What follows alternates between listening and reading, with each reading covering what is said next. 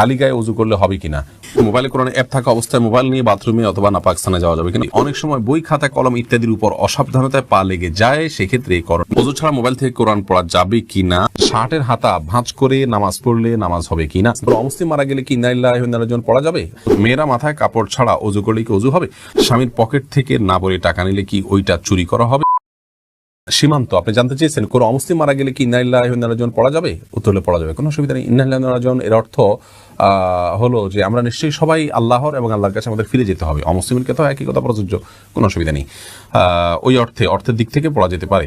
এরপরে শিপন আহমেদ আপনি প্রশ্ন করেছেন, মোবাইলে কোরআন অ্যাপ থাকা অবস্থায় মোবাইল নিয়ে বাথরুমে অথবা নাপাক স্থানে যাওয়া যাবে কিনা। উত্তর হলো যাবে, কোনো অসুবিধা নেই। এটা ভেতরে আমাদের মনের ভিতরে যেরকম কোরআন আছে, আমাদের স্মৃতিতে যেরকম কোরআন আছে, ওইটা নিয়ে আমরা বাথরুম যেতে পারি। মোবাইলের ভিতরেও ওইটা আছে, যেতে পারেন, কোনো অসুবিধা নেই। সুমাইয়া শিমু আপনি জানতে চেয়েছেন, স্বামীর পকেট থেকে না বলে টাকা নিলে কি ওইটা চুরি করা হবে, ওই টাকা দান করলে কি গুনাহ হবে।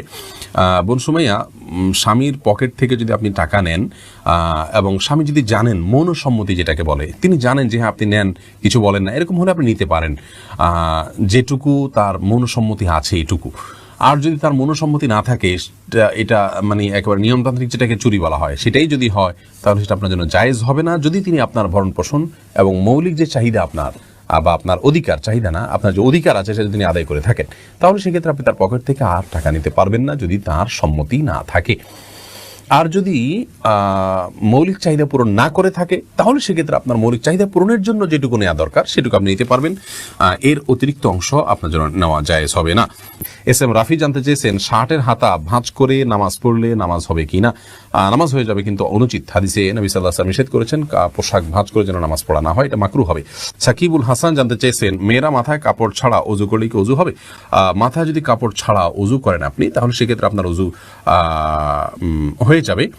ওযুর জন্য মাথা কাপড় কোনো জরুরি না। এমনি মাহবুব ইসলাম জানতে চেয়েছেন, খালি গায়ে ওযু করলে হবে কিনা, ওযু করার সময় দোয়া আছে কিনা। ওযু করার সময় শুধু বিসমিল্লাহ বলে আপনি ওযু করবেন, বাস যথেষ্ট, আর কোনো দোয়া পড়া জরুরি না।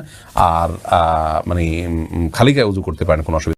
মাকবুল জানতে চেয়েছেন, শনিবার ও বুধবারে নখ চুল কাটা কি নাজায়েজ। না, কোনো দিন এমন নাই যেদিনে চুল কাটা বা নখ কাটা নাজায়েজ, কোন হাদিসে কোথাও নিষেধ করা হয়নি।